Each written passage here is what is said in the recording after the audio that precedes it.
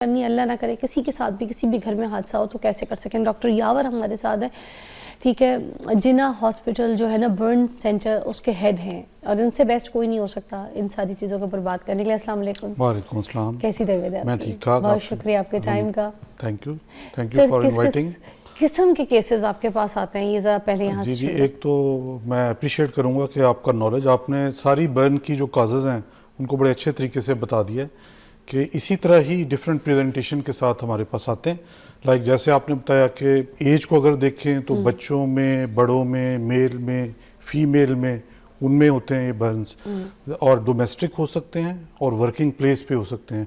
Domestic जैसे आपने बताया कि ख़वातीन जो हमारी बहनें घरों में काम करती हैं वहाँ पे हो सकते हैं, किचन में हो सकते हैं, और बच्चों का बर्न जो कि आजकल बहुत ज़्यादा कॉमन है और बहुत सीवियर बर्न होता है आमतौर पे, ये हो सकता है। दूसरा वर्किंग प्लेस में जैसे आपने बताया कि जो अनफॉर्चुनेटली आजकल जो बहुत कॉमन है और जिस पे हमें काम भी करना है मिलके, वो है सिलेंडर ब्लास्ट। ये पहले तो घरों में होता था, मतलब कि एक बंदा अफेक्ट होता था, कोई फीमेल काम कर रही है वो अफेक्ट होती थी, लेकिन अब जो ये वर्किंग प्लेस पे होने शुरू हो गए हैं सिलेंडर ब्लास्ट, और अनफॉर्चुनेटली इसमें जो आप कह लें कि क्वांटिटी है, जितने लोग मुतासर होते हैं वो बहुत ज़्यादा होते हैं। 5-6 अभी पीछे कुछ दिनों में आपने ऐसे वाक़यात न्यूज़ में भी देखे होंगे, यहाँ बैठ के सुना रही होती हो रोज़। हाँ जी। और दूसरा ये कि सीवियरिटी बहुत ज़्यादा होती है इनमें। तो अब अगर हम इन सारी चीज़ों को देखें, एज यू मेंशन के डिफरेंट एज ग्रुप हैं, डिफरेंट वर्किंग प्लेस हैं, डोमेस्टिक है, उसी तरह ही इसका बचाव भी है अकॉर्डिंगली। अब घर की अगर हम बात करें तो घरों में जो बर्न होता था, जो कि शुरू से ही है कि हमारी बहनें किचन में काम करती हैं और उसमें क्या क्या बदएहतियाती हो सकती है जिससे ये बर्न होता है, और ज़्यादा उससे अफेक्टिव छोटे बच्चे होते हैं। आम तौर पे वो 10 साल से छोटे बच्चे भी इसका अब बहुत ज़्यादा इस इंजरीज के साथ प्रेजेंट करते हैं। अब अगर हम फर्स्ट एड की बात करें, अगर सपोज कोई आग से जल गया है तो उसको किस तरीके से फर्स्ट एड करेंगे स्टेप बाय स्टेप? क्या सबसे पहले पानी डालना चाहिए, या कोई टूथपेस्ट लगा रहा होता है भाग दौड़ के, आलू लगा रहा होता है, प्याज लगा रहा होता है, अब इसमें क्या सच्चाई है, क्या करना चाहिए? आपके ख्याल में क्या करना चाहिए? मेरे ख्याल में पानी। हाँ, ज़बरदस्त। सबसे पहली बात तो यह है कि देखें बर्न किस वजह से हुआ है। एक तो होता है कि फ्लेम बर्न है, कि शोले से हुआ है, कोई सिलेंडर जिस तरह आपने बात की, फ्लेम बर्न हो गया, वो अगर हो गया, या फिर स्काल्ड बर्न है जो कि गर्म पानी, दूध या किसी भी आप कहने के लिक्विड से हो गया, पतीले से भी हो सकता है। जो काज है पहले तो उसको दूर करना है, उससे आपने हट जाना है। अच्छा। ठीक है ना। और दूसरा ये कि अगर ये फ्लेम बर्न है तो आपने वो जो कपड़े हैं वो आपने उनको रिमूव करना है, और उससे आपने, ये सबसे बड़ी इंस्ट्रक्शन तो ये है कि जब आग लगे तो भागना नहीं है। ठीक है ना, मैं पैनिक नहीं करना, उससे वो आग ज़्यादा डैमेज कर सकती है, ज़्यादा हवा लगेगी और वो आग ज़्यादा भड़केगी। आप ड्रॉप कर जाएं, ज़मीन पे लेट जाएं, रोल करें, करवटें लें, उससे भी काफ़ी हद तक वो कम हो जाएगा बर्न। पहला तो ये स्टेप है। दूसरा ये, जैसे आपने बताया कि अगर कोई बर्न हो गया है, अगर माइल्डर बर्न भी है, छोटा मतलब एरिया भी है, तो उस पर हम क्या कर सकते हैं? सबसे पहले तो ये कि आग का क्या मुतबादल है, पानी। आपने खुद बताया कि पानी डालें।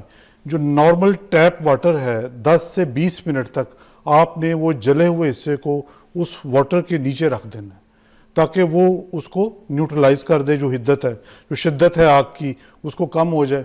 उससे क्या होता है, उससे पेन भी कम हो जाएगी, और जो आपकी इन्फ्लेमेशन है जिससे बाद में स्वेलिंग होगी वो भी कम हो जाएगी। एक और यहाँ पे पॉइंट में ऐड करना चाहूँगी, कुछ लोग जैसे तेज नलके के नीचे हाथ रखते हैं, अगर हाथ जल गया तो उसका भी प्रेशर बहुत होता है कि वो स्किन बर्न होती है, तकलीफ होती है। तो जैसे किसी पतीले में या टब में हाथ रख दे अंदर, वो नहीं ज्यादा बेहतर? वो भी ठीक है, लेकिन सबसे आइडियल ये है कि टैप वाटर हो, बहुत ज्यादा स्पीड से ना हो, रफ्तार नहीं। ये जी मैं कहती हूं। दूसरी चीज जो आपने बहुत काम की बात की, और वो हमें ये घरों तक भी पहुंचानी चाहिए, कि बहुत सारी चीजें हैं, मिथ हैं कि जी इसके ऊपर टूथपेस्ट लगा दें, आलू लगा दें, नील लगा दें, कोई और क्रीम घर में ऐसी फैंसी पड़ी है वो लगा दें, तो एक्चुअली वो वर्सन कर देगी उस बर्न को। वैसलीन वगैरह भी नहीं। हाँ, उसमें ये है कि जो एंटीबायोटिक इम्प्रेजिनेटेड कुछ क्रीम्स होती हैं घरों में, पॉलीफैक्स फ्यूडिक हो गई, वो लगा सकते हैं टेम्परेरी। वैसलीन भी अगर घर में अवेलेबल हो वो भी आप कर सकते हैं, लेकिन आप ये जो अपना आप बात कर रहे थे कि उसमें टूथपेस्ट लगा देते हैं,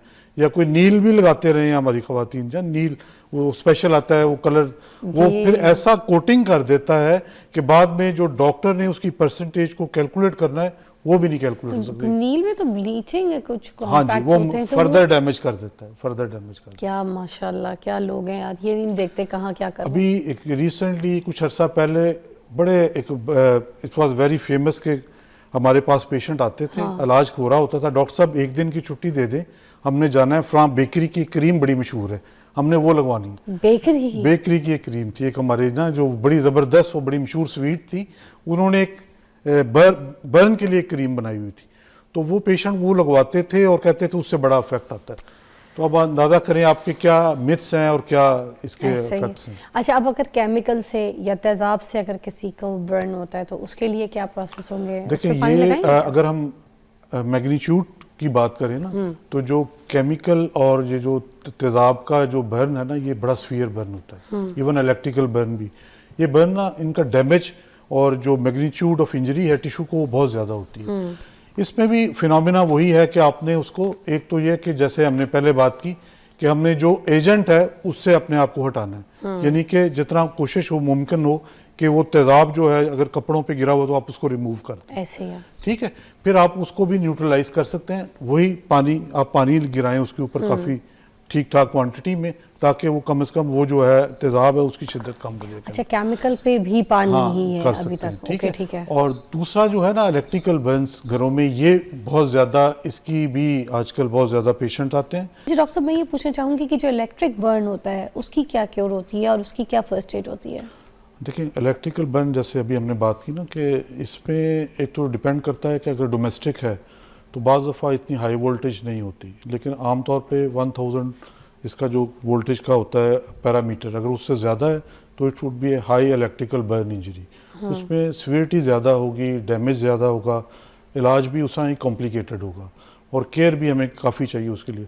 होता यह है कि अनफॉर्चुनेटली इस बर्न में जो एरिया आपको नज़र आ रहा होता है ना, वो बहुत थोड़ा होता है, और जो डैमेज होता है इंटरनल, वो बहुत ज़्यादा होता है। एक बर्न का एंट्री पॉइंट होता है करंट का, और एक एग्जिट पॉइंट होता है, तो उसके दरमियान में जब ये करंट ट्रेवल करता है तो सारे टिश्यूज़ जो होते हैं, जो और आपके टेंडन्स, या अगर हैंड को लगा है, अगर हाथ में बर्न हुआ है, तो जो टेंडन्स हैं, नर्व्स हैं, उनको ये डैमेज करता हुआ जाता है।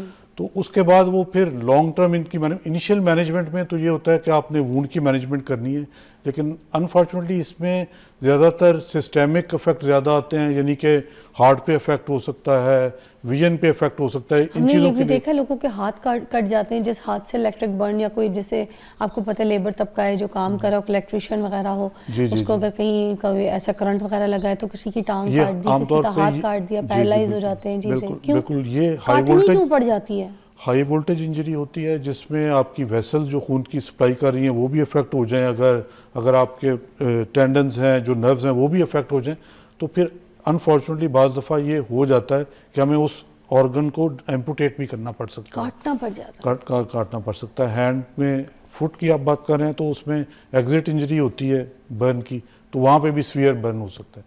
बहरहाल इसके अंदर होता ये कि इसका ट्रीटमेंट जो है ना, वो स्टेप वाइज होता है। सबसे ज़रूरी चीज़ तो ये है कि इलेक्ट्रिकल बर्न का पेशेंट जो है फ़ौरन हॉस्पिटल में जाना चाहिए, आप उसको फ़ौरन हॉस्पिटल पहुँचाएँ।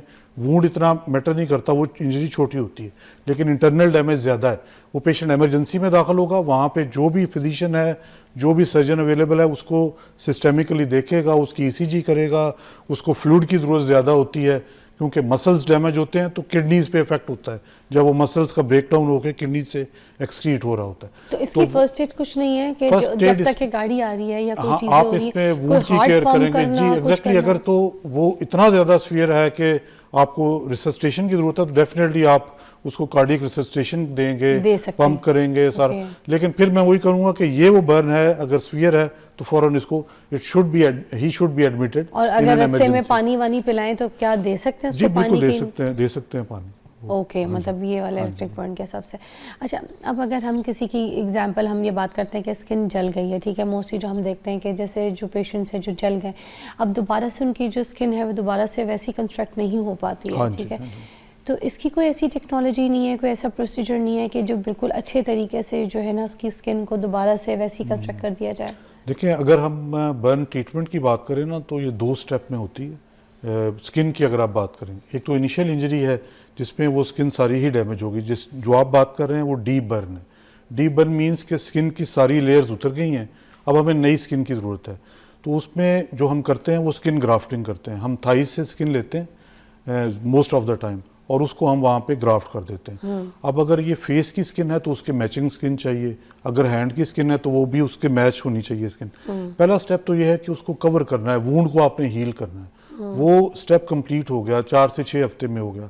अब असल प्रॉब्लम तब स्टार्ट होती है, पेशेंट का डायलेमा भी तब स्टार्ट होता है, क्योंकि शुरू में तो उसको इंजरी का इफेक्ट होता है ना, तो वो अपने सिर्फ जख्म को देख रहा है, लेकिन बाद में सारी एस्थेटिक और कॉस्मेटिक शुरू हो जाती है। वो फिर पेशेंट अगर फीमेल है या मेल है, वो अपनी 20 साल वाली पुरानी पिक्चर निकाल के लाएगा और वो कहेगा कि मुझे ऐसी पिक्चर चाहिए, मुझे ऐसी ही अपनी तस्वीर चाहिए वापस।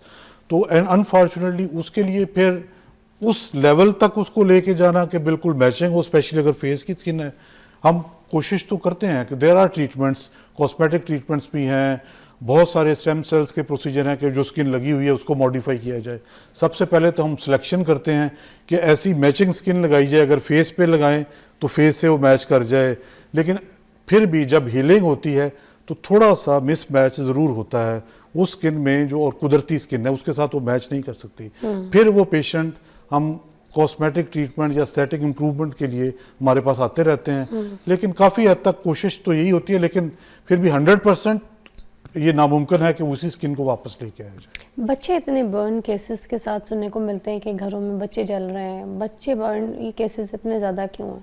जी, अभी गोद में लेके छोटे छोटे बच्चों को लेके माँ चाय पी रही है। हाँ जी, हाँ जी। यहाँ इधर बच्चा गोद में, इधर माँ गर्म चाय पी रही है, इधर टीवी देख रही है, ठीक है, एक हाथ में चाय, एक हाथ में फोन, एक हाथ में बच्चा इधर है। एग्जैक्टली देख देख के हैरत होती है चीज़ें। बिल्कुल, ये सारी जो हम बदएहतियाती और नेग्लिजेंस है घरों में और छोटे बच्चों के, लेकिन जब ये डैमेज हो जाता है ना तो फिर इसकी ट्रीटमेंट और हीलिंग का फिर जो आप कह लें कि मिजरेबल एक वो पूरा एक टाइम गुजरता है ना, तो वो बड़ा पेशेंट्स के लिए भी बड़ी मुश्किल वो टाइम पीरियड होता है। तो हमने करना क्या है, बच्चों को इस बर्न से कैसे बचा सकते हैं। घरों में बहुत कॉमन है, आपने जैसे बताया, किचन में है, पानी आप उबाल रहे हैं, दूध उबाल रहे हैं और बच्चों की ओपन एक्सेस है, आप वो पानी गर्म उबल रहा है, आप थोड़ी देर के लिए किचन से बाहर गई हैं, बच्चा उधर खेल रहा आ रहा है, उसने उसको पकड़ा है हैंडल को और वो सारा बर्न हो गया, ठीक है। अब वॉशरूम में है, पानी भरा हुआ है गर्म, उधर वो बच्चा खुद ही उसको खेल रहा है उसके साथ, उसने वो दूसरा टैप ऑन कर दिया, माँ जो है वो थोड़ी देर के लिए बाहर इधर उधर हुई है। अब हमारे पास अनफॉर्चुनेटली अभी आप बात कर रहे थे कि ऐसी एग्जांपल्स हैं, 3 बच्चे आए, एक ही फैमिली के 3 बच्चे, और हुआ ये था कि वो एक टब था पानी का जिसमें वो शॉवर चलाया हुआ था, मदर कहीं गई है, उन्होंने वो गर्म ऑन किया है और उसके बाद वो तीनों ही उसके अंदर पता नहीं कैसे वो गिरे हैं और तीनों के तीनों सीवियर बर्न के साथ आए। सेम किस्सा ये मैंने भी सुना है। हाँ जी, और इसमें ये होता ये है कि ये सीवियरिटी इतनी ज़्यादा है और अनफॉर्चुनेटली जो पीडियाट्रिक बर्न है ये बहुत सेंसिटिव है और बहुत थोड़ा टाइम पीरियड होता है इनिशियली भी आपको इन बच्चों को मैनेज करने के लिए। इसकी मोर्टेलिटी एडल्ट बर्न से भी ज़्यादा है, तो हमें बहुत एहतियात करनी है। ख़ास तौर पे जैसे आपने बात की कि चाय पी रहे हैं और एक हाथ में बच्चे को पकड़ा हुआ, बच्चे ने हाथ मारा है, चाय गिर गई, अगर चाय उस बच्चे के चेहरे पे गिर गई तो ये सारी उम्र का दाग है जो वो बच्चा लेके रहेगा साथ।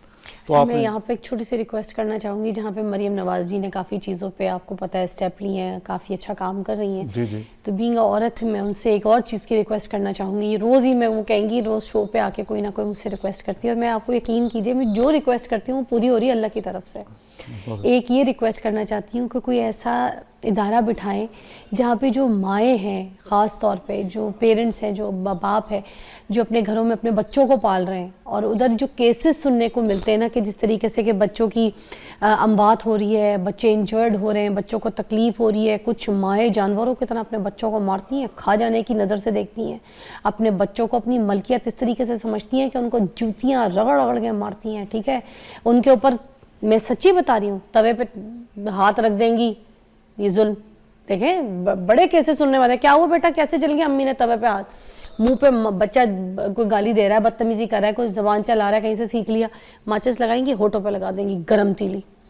ऐसी ऐसी चीज़ें देखने को मिलती हैं, ठीक है। गरम कबगीर चम्मच उठा के तो बच्चों को हाथ में लगा देंगी, इधर लगा देंगी, इधर लगा देंगी, टॉर्चर देती हैं। कुछ मेंटल केस होती हैं माएँ, मैं हर माँ को अच्छा भी कहूँगी, मगर कुछ माएँ जो है ना इस हद तक भी जाती हैं अपने घर के प्रेशर, झगड़े, टेंशनों से, जो भी आपको मेंटल इश्यूज चल रहे हैं, आप अपने बच्चों पे जुल्म नहीं कर सकते। कुछ बाप भी जूतियों से मार रहे हैं, बाइक लेके निकल गया बच्चा पूछे बगैर तो दोस्तों के बीच में जाके कुत्ते की तरह मार रहे हैं, ठीक है, सिगरेट जला रहे हैं बच्चों को ऊपर।